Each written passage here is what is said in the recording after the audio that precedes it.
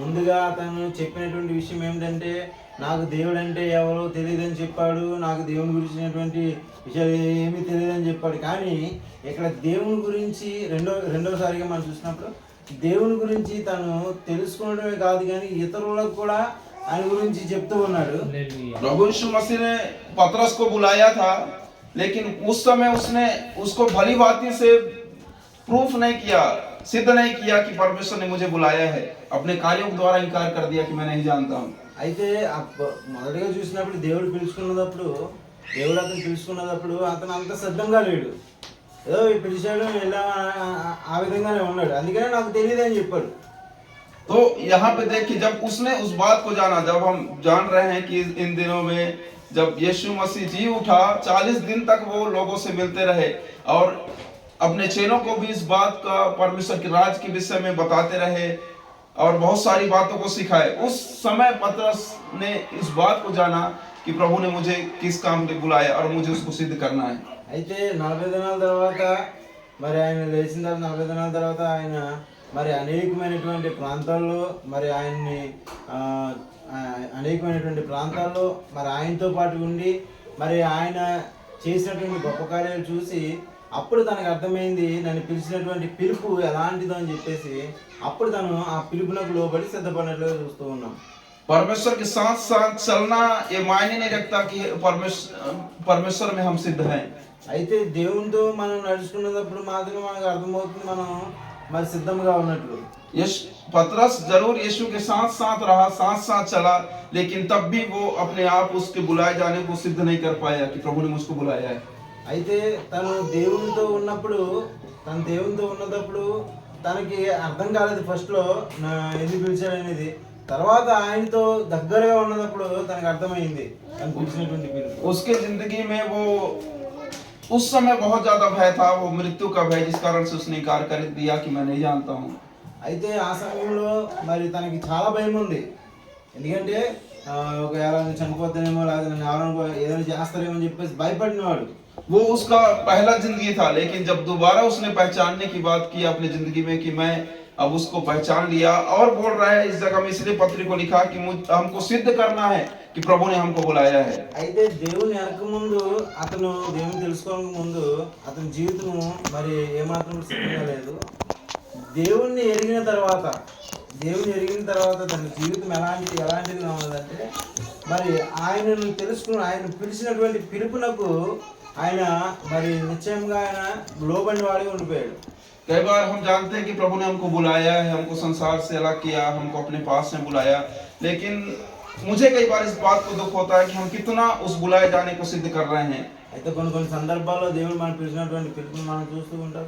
అయితే ఆ పిలుపునకు మనం కొన్నిసార్లు మరి దానికి ఉండలేకపోవచ్చు మనము ఆ పిలుపులో. అయితే మరి కొన్ని సందర్భాల్లో మనకి బాధను కూడా కలిగిస్తూ ఉంటాయి.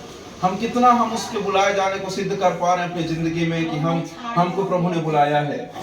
How much hard work we are taking to follow Jesus and fully. పిలిచినటువంటి పిలుపుని గురించి తెలుసుకోవాల్సిన వారమే. हमारे कामों के द्वारा हमें सिद्ध करके दिखाना है। అయితే మన క్రియల ద్వారా మనము మన సిద్ధపాటును మనం తెలియజేయాలి. हमारे सोच विचार के द्वारा हमें सिद्ध करके दिखाना है। మనం ఏవైతే ఆలోచన చేస్తున్నామో వాటి యందు కూడా మనం సిద్ధపడి ఉండాలి. हमारे जिंदगी के द्वारा हमें सिद्ध करके दिखाना कि प्रभु ने हमको बुलाया है। మన జీవితంలో సిద్ధపాటుని మనం చూసినట్లయితే దేవుడు మనం పిలిచిన అనే విషయాన్ని మనం తెలుసుకోవాలి. बहुत सारे यहाँ मैंने घूमा इस जगह में चीमापुर्ती, बहुत सारे लोगों से मिला जिनके पास में बाइबल देखा, उनको मैं बोला कि आप चर्च जाते हैं? बाइबल तो है लेकिन चर्च नहीं जाते।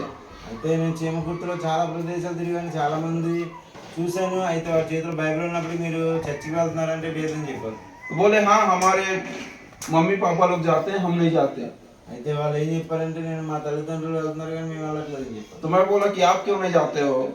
అయితే నేనేం చెప్పానంటే మీరు ఎందుకు వెళ్తలేదని చెప్పాను. हमको अच्छा नहीं लगता चर्च में जाने से, सब बोलते हैं। వాళ్ళు ఏం చెప్పారంటే నాకు ఇష్టం లేదని చెప్పారు. तो ऐसे लोग मैं यहाँ आकर के ऐसे लोगों को फर्स्ट टाइम मैंने देखा कि वास्तव में वो लोग प्रभु में हैं, प्रभु को पहचान नहीं पा रहे हैं कि वास्तव में प्रभु ने उनको बुलाया है, संसार से अलग किया, लेकिन उसको सिद्ध नहीं कर पा रहे अपनी जिंदगी में। అయితే వారిని చూసినప్పుడు నాకు అనిపిస్తున్నది వారిని దేవుడు ప్రత్యేకపరిచాడు, వారిని పిలుచుకున్నాడు, కానీ వారి జీవితాన్ని కూడా ప్రత్యేకపరిచి వారిని సిద్ధపాటు చేశాను కానీ వారికి ఆ విషయం వాళ్ళకి అర్థం కావట్లేదు. कुछ लोग हैं जो हमारे स्कूल में भी कुछ बच्चे लोग आते हैं, वो लोग अपने आप को क्रिश्चियन, हाँ हम लोग क्रिश्चियन हैं, लेकिन वो लोग मंदिर जाते हैं। అయితే నేను చదువుతున్న స్కూల్లో కూడా చాలా మంది పిల్లలు వస్తూ ఉన్నారు, వాళ్ళు కూడా దేవుని ఎరిగిన వారు అని చెప్తున్నారు, వాళ్ళు కూడా మందిరానికి వెళ్తూ ఉంటారు. అదే మందిరం. हाँ टीचर्स लोग भी हैं, वो क्रिश्चियन हैं जबकि, लेकिन चर्च से ज्यादा वो लोग मंदिर जाते हैं। అయితే అక్కడ ఉన్న టీచర్లు కూడా ఉన్నారు, నామకార్థతలో ఉన్నారు. వాళ్ళు समझते हैं कि हम क्रिश्चियन हैं, लेकिन क्या वास्तव में वो उस रास्ते में चल रहे हैं जिसके लिए प्रभु ने उनको बुलाया है। అయితే మనం మన విషయాలు మనం గమనించినప్పుడు దేవుడు మనకు పిలిచినటువంటి పిలుపు మనం చూడాలి, మనల్ని ప్రత్యేకపరిచినటువంటి విధానం మనం చూడాలి. మనం మరి దేవుడు ఆ పరిస్థితి నుంచి తప్పించి మరి ఆయనతో ఉండే భాగ్యం మనం కల్పించిన పరిస్థితి మనం చూడాలి. परमेश्वर से प्रेम, पतरस परमेश्वर से प्रेम करता था, प्रभु यीशु मसीह से प्रेम करता था, అయితే మరి పేతురు దేవుని ఎంతో ప్రేమించాడని చెప్తూ ఉన్నాడు, लेकिन उसके कार्य उसको प्रूफ नहीं कर पाया कि मैं प्रभु ने मुझको बुलाया है। అయితే అతను అది నిరూపించుకోలేకపోయాడు. ఆయన పిలిచిన పిలుపుని బట్టి అది ఫస్ట్ మనం చూసినప్పుడు ఆయన నిరూపించుకోలేదు. लेकिन जब हम देखते हैं कि प्रभु यीशु मसीह पतरस के पास में आकर के पूछता है कि क्या तू मुझसे प्रेम करता है, అయితే మరి ఒక సందర్భంలో దేవుడు వచ్చి నువ్వు నిజంగా నన్ను ప్రేమిస్తున్నావు అని అడిగితే పేతురుని 3 बार तक उसने पूछा यीशु मसीह, तब उसको याद आया कि मैंने 3 बार इनकार किया। पतरस इस बात को याद किया कि प्रभु यीशु मसीह मुझे इसीलिए 3 बार पूछ रहे हैं। అయితే 3 సందర్భాలను బట్టి 3 సందర్భాల్లో కూడా అడుగుతున్నాడు, అంటే 3 సార్లు అడుగుతాడు దేవుడు, నిజంగా నువ్వు నన్ను ప్రేమిస్తున్నావా, అయితే నువ్వు నా గొర్రెల మేపు అంటాడు, మళ్ళా పిలుస్తాడు, మళ్ళా అడుగుతాడు నువ్వు నిజంగా నన్ను ప్రేమిస్తున్నావా అని చెప్పేసి అలా 3 సార్లు అడుగుతాడు. जब तीसरी बार उसने पूछा तब वहां पे लिखा हुआ है कि पतरस बहुत उदास हो गया और इस बात को बोलता कि हाँ प्रभु तू जानता है कि मैं तुझसे कितना प्रेम करता हूँ। అయితే మూడోసారి కూడా అడిగినప్పుడు పేతురు కోపం వచ్చింది, కోపం కాదు, he became sad. నీకు తెలియదా ప్రభు నేను ఎంత ప్రేమిస్తున్నాను అని చెప్పేసి. ఎస్. हाँ तू जानता है कि मैं तुझसे कितना प्रेम करता हूँ, you know that how much I love you. నీకు తెలుసు కదా ప్రభు నేను ఎంత ప్రేమిస్తున్నాను నిన్ను అని చెప్పేసి సమాధానం ఇచ్చాడు. तो वास्तव में पतरस इस बात को जानता है कि प्रभु भी जानता है कि मैं उससे कितना प्रेम करता हूँ।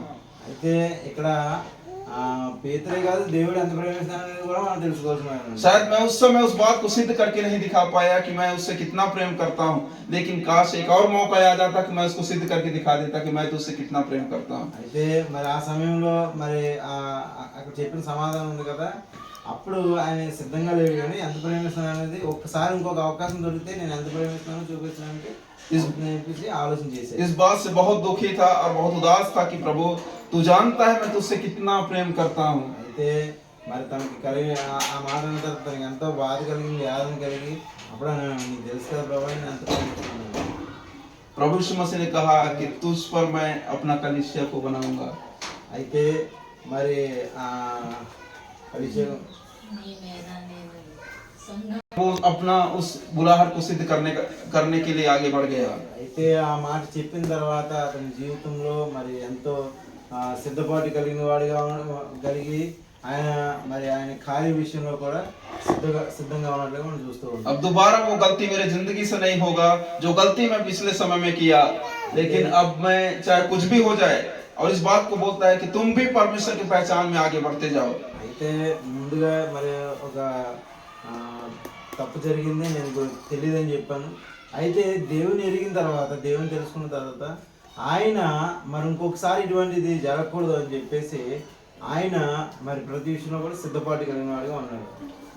क्योंकि परमेश्वर की पहचान में आगे बढ़ने से ही हम परमेश्वर के लिए कुछ कर पाएंगे, या फिर परमेश्वर के को जो हमें बुलाया है उसको हम सिद्ध करके दिखा पाएंगे। అయితే మనం పిలిచిన వాడిని మన పిలుపుని బట్టి దేవుణ్ణి మనం తెలుసుకున్నట్లయితే మన పిలుపు ఏంటో మనకు అర్థమవుతుంది, మనం ఎలా ఆయనలో ఎదగాలో మనకు అర్థమవుతుంది. बहुत सारे लोग बोलते हैं इस बात को पूरे हियाव के साथ में बोलते हैं कि प्रभु ने हमको बुलाया है, हमको कोई टेंशन नहीं, हमको कुछ बात नहीं, लेकिन उनकी जिंदगी उस बात को नहीं दिखाता कि वास्तव में परमेश्वर इनको बुलाया है।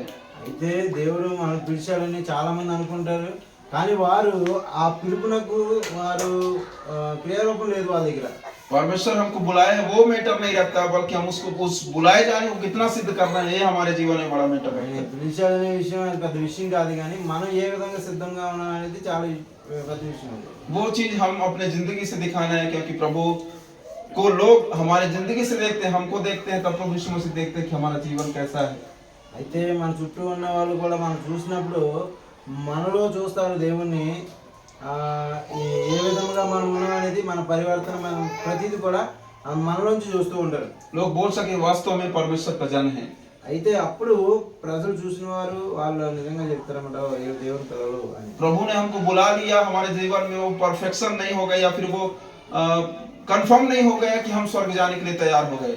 అయితే మనం పిలిచిన వారిని మన పిలుపు కరెక్ట్ సరైనదిగా లేనప్పుడు మనం ఎలా పరలోక రాజ్యం వెళ్తాము? लेकिन हम उसको अपने जीवन में सिद्ध करते जाने के वास्तव में प्रभु ने मुझे चुना है, मुझे बुलाया है। అయితే మనము ఖచ్చితంగా ఆయనలో ఉంటూ ఆయన మనం పిలిచాడు, మనం ఎన్నుకున్నాడు అనే విషయాన్ని మనం గమనించవలసిన వారమై ఉన్నాం. वास्तव में प्रभु ने हमको भी संसार से अलग किया, हमको संसार से हमको बुलाया, प्रभु यीशु मसीह अपने संगति में बुलाया। हमें भी अपने जीवन में इस बात को शुरुआत की अपने जिंदगी में कि हमें प्रूफ करना है कि प्रभु ने हमको बुलाया అయితే है। దేవుడి ఈ లోకం నుంచి మనలను ప్రత్యేకపరిచాడు, ఈ లోకం నుంచి మనం పిలిచి మనలను మరి ఆయనలో మనలను మరి అనేకమైనటువంటి కార్యాలు చేయడానికి, అనేకమైన పరిస్థితులను మనల్ని మన ద్వారా మార్చడానికి ఆయన మనలను నిలబెట్టుకున్న విషయాన్ని మనం చూస్తున్నాం. हमारे लिए कोई संसार में स्पेशल स्थान नहीं मिल जाए कि वहाँ पे बैठ करके हम जहाँ पे कोई पाप ना हो, जहाँ कोई पापी व्यक्ति ना हो और उस जगह में अपने आप को सिद्ध करना है, ऐसा नहीं है। हम पापी संसार के मध्य में भी रहकर अपने जीवन को इस प्रकार से बना करके रखना है कि हम प्रभु के लोग हैं। అయితే మనం ఉన్న ప్రదేశంలో మనకొంచెం ప్రత్యేకత అంటే ఏమి లేదు. మనం ఎలా ఉన్నాం కదా, మనం ఉన్నది పాపపు లోకంలో ఉన్నాము. ఆ పాపం లోకంలో ఉన్న మనము చాలా ప్రత్యేకంగా ఉండాలని వాక్యం చెప్తాము. कोई बात नहीं, शायद हमारी जिंदगी में पहले कई सारी गलतियां, कई सारे गुनाह ऐसे हुआ हो जिस समय हम उसके पहचान से भटक गए होंगे या फिर उसकी बुलाहट से भटक गए होंगे, लेकिन प्रभु ने हमको एक बार फिर से नया अवसर दिया कि हमें अपने बुलाए जाने को सिद्ध करना और उसमें आगे बढ़ना है। మన జీవితంలో మరి ఇప్పుడు దాకా జరిగిపోయి చాలా విషయాలు మనం తప్పులు చేస్తుంటాము, చాలా విషయాల్లో మనం ఎన్నో మరి విధమైనటువంటి తప్పులతో మనం ఉండి ఉండొచ్చు. అదే అయిపోయింది. ఇప్పుడు ఒక నూతనమైనటువంటి స్థితిలోనికి రావాలని, దేవుణ్ణి మనం తెలుసుకోవాలని, దేవుళ్ళు మనం ఉండాలని దేవుడు కోరుకుంటూ ఉన్నాడు. परमेश्वर महान है जो हमें अपनी संगति में बुलाया है। అయితే దేవుడు గొప్పవాడు కాబట్టి ఆయన మరి మనల్ని పిలుచుకుని ఉన్నాడు. और हम इस बात के लिए हम धन्यवादित हैं परमेश्वर के प्रति कि प्रभु ने हमको बुलाया है। అయితే ఈ విషయాన్ని బట్టి మన దేవుణ్ణి మరి స్తోత్రం చెల్లించవలసిన వారమే, ఎందుకంటే దేవుడు మనం పిలుచుకున్నాడు కనుక. चाहे परिस्थिति कैसा भी क्यों ना जाए, लेकिन हमें परमेश्वर की संगति में बने रहना, परमेश्वर को सिद्ध कर। మీ అందరితో కలిసి వాక్యాన్ని పంచుకోవడానికి దేవుడు ఇచ్చినటువంటి కన్యకను బట్టి నేను దేవునికి ఎంతగానో స్తుతి చెల్లిస్తూ ఉన్నాను. మీ అందరూ కూడా వందనాలు తెలియజేస్తూ ఉన్నాను. చిన్న ప్రార్థన చేస్తాను. అందరూ కూడా स्वर्गीय महान जीवित परमेश्वर, हम धन्यवाद करते